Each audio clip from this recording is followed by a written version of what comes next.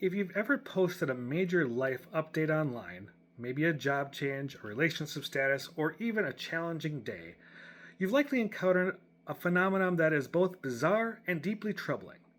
People acting like they have a vote, or say, or even the right to your personal narrative and your life choices. This goes beyond simple curiosity. It's a deep seated, corrosive belief that when you put your life online, you surrender a degree of your ownership over it. Today, on Perspectives of Jerry, we're exploring this illusion of ownership, how social media created it, and why this toxic entitlement is one of the most damaging side effects of our digital age.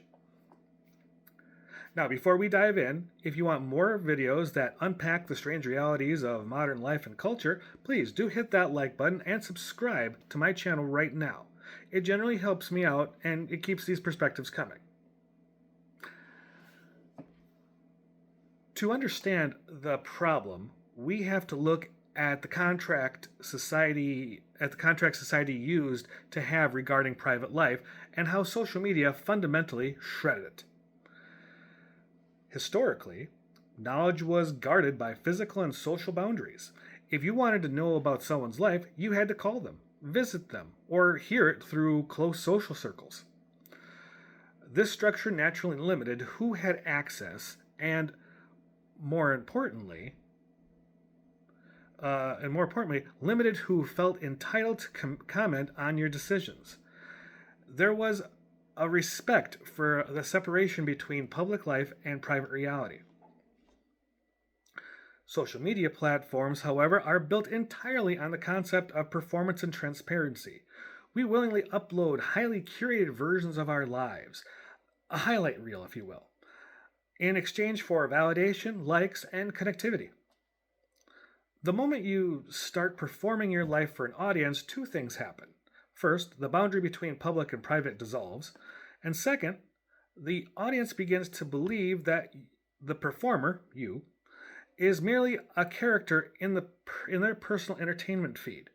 They aren't watching a real person, they are consuming content. And consumers feel they have the right to criticize the product. The concept of parasocial relationships is key here.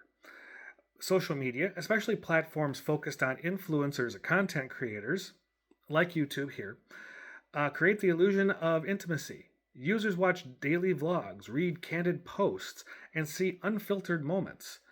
This makes them feel that they know the person deeply, even though they've never actually met them. This false intimacy leads the follower to feel they have earned a stake in the creator's life. When the creators make a decision the follower disagrees with, say taking a break, changing their content, or getting into a new relationship, the follower reacts as if a close personal friend has betrayed them.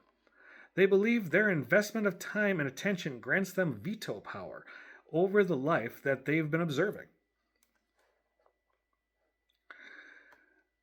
The very structure of the comment section encourages this entitlement.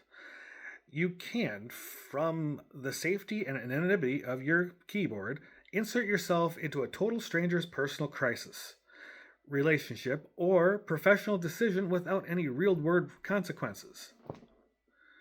There's no social cost for being rude, demanding, or intrusive. This creates an environment where people feel empowered to demand explanations, clarity, and adherence to the narrative they have constructed for you. They feel the right to closure or the right to justification that no human being or right to justification that no human being owes another. This entitlement peaks around the toxic demand for authenticity.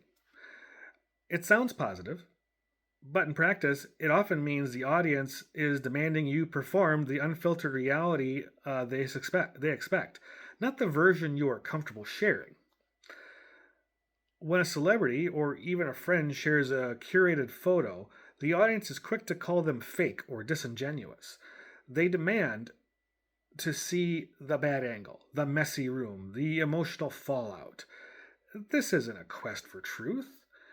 It's a demand for maximum vulnerability, a vulnerability that feeds the content machine that validates the observer's feelings being on the inside. If you don't provide that level of access they feel entitled to, they perceive it as withholding and often react in anger, suspicion, or invasive questioning. As a creator or someone who's attempting to create, um, I haven't run into this just yet, but I think as I grow further, I'm probably going to eventually. I hope not, but as it is, it's what it is. I just have to wait. The entitlement here also manifests as a belief that people as the belief that people don't have the right to change their mind, evolve, or grow privately. If a creator starts a business, focuses on health, or decides to leave a certain content niche, the audience feels that the creator is abandoning them, not simply moving on with their own life. They believe they have a right to veto the evolution because the creator's current identity was part of the product they originally signed up for.